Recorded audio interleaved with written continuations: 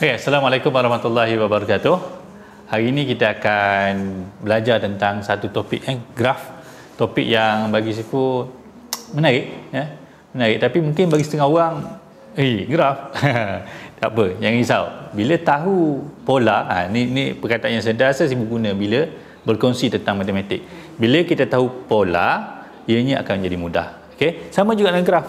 Graf ni adalah antara silibus matematik sekolah menengah yang amat penting. Okey, amat penting sebab memang soalan ni antara soalan wajib keluar setiap tahun, terutama untuk SPM.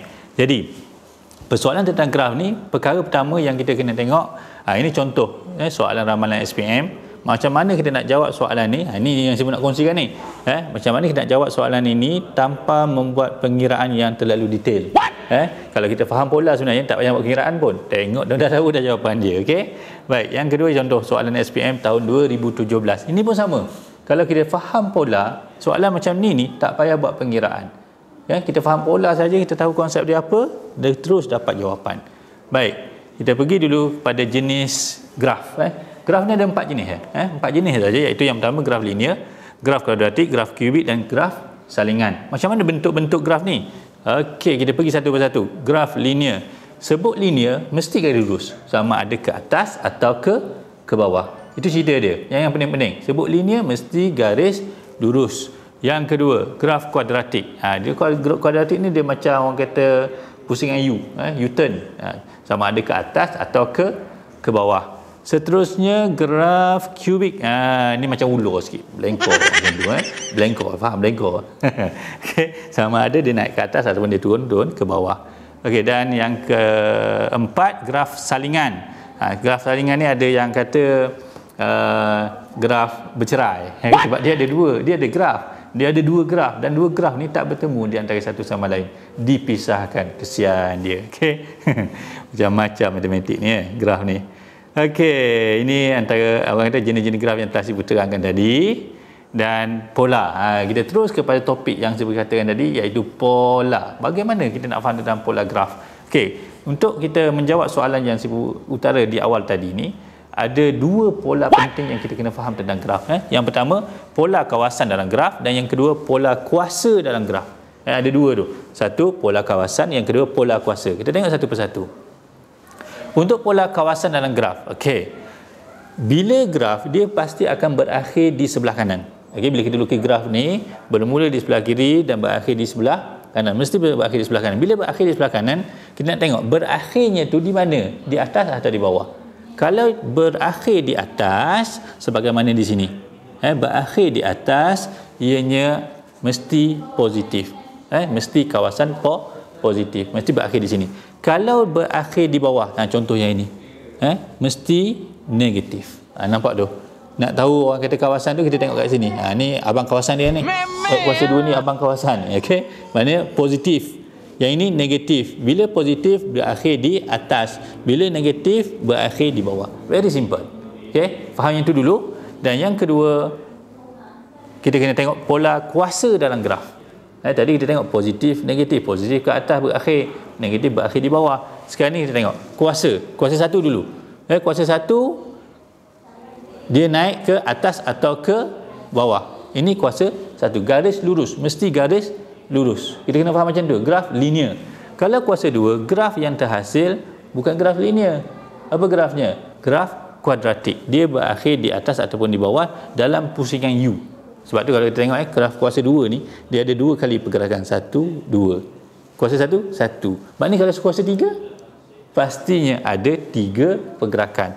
Dia naik, landai, naik. Ataupun dia turun, landai, turun. Itu untuk kuasa 3. Sebab tu kita sebut pola kuasa. Kena faham ni. Maknanya kalau nampak tak ada kuasa, maknanya kuasa 1 tu mesti garis lurus. Okey? Kalau kuasa 2 mesti lengkuk macam tu. Kalau kuasa 3 dia mesti macam ular. Okey. Jadi kita tengok contoh soalan. Cuba sama-sama kita jawab sebelum nampak jawapannya, sebelum saya bagi jawapan, cuba tengok. Tengok. Dua key tadi tanda X negatif atau positif, dia berhenti kat bawah, mesti negatif. Itu clue yang pertama. X kuasa berapa? Dia macam ular. Berapa kali pergerakan? 3. Maknanya kuasa 3. Mana negatif X kuasa 3? Tengok jawapannya. Senang kan? Senang je. Negatif X kuasa 3. Punca kita dah cerita tadi. Berakhir di bawah negatif dan dia berlengkor macam ular sebab dia ada 3 pergerakan di kuasa 3. Okey, next. Cuba dulu. Tengok, cuba. Okey, tanda X negatif atau positif, dia berakhir di mana? Di atas, positif. X kuasa berapa? Nak tahu kuasa berapa? Tengok berapa kali pergerakan dia? 1, 2. Dia macam pusingan U. Berapa kuasanya? 2. Okey, kita tengok jawapannya. Positif X kuasa 2. Senang senang sangat-sangat. Kenapalah dulu cikgu tak ajar macam ni ya? Jangan salahkan cikgu. Okey, baik. Seterusnya contoh soalan ramalan SPM. Ini kita tengok soalannya Y sama dengan negatif X kuasa 3 tambah 2. Okey, mana satu graf yang mewakilinya? Senang je. Yang penting tengok abang kawasan. Abang kawasan negatif mesti berakhir di bawah. Yang kedua kuasa 3. Bila kuasa 3 kena faham apa? Dia macam ular berlengkor. Kalau kita tengok kat sini mana satu ular berlengkor? Ada 2 antara A dengan B. Jadi sekarang ni bila negatif berakhir di bawah, yang mana satu berakhir di bawah? A. Jawapannya mesti A. Very simple. Perlu kira? Tak payah.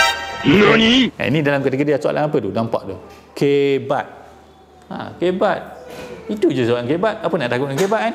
Very simple. Okey. Seterusnya soalan ramal, ini soalan SPM tahun 2017, soalan nombor 31. Ini soalan betul soalan SPM yang sebenar.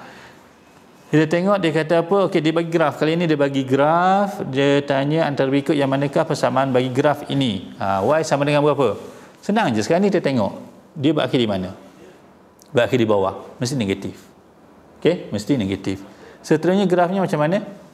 Dia 2 kali pergerakan. Maknanya graf kuadratik. Kuasa berapa? Kuasa 2. Jadi kita kena cari yang mana ada negatif X kuasa 2. Ini abang kawasan dia lah.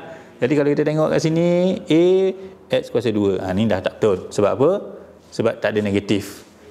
B negatif. Betul. X kuasa 2. Nampak? Tu dapat jawapan. Kita cek lagi. Kalau rasa rajin lah. Okey. X kuasa 3. Tak betul. Kuasa 3 berlengkor. Ini pun kuasa 3 berlengkor. Memang confirm salah. Dan jawapannya mesti B.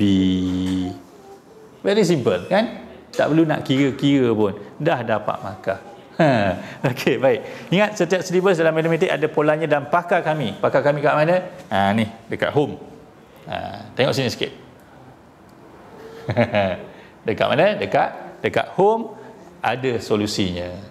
Jadi, jangan lupa untuk bersama dengan kami di home supaya kita dapat belajar mengenai pola setiap topik yang ada.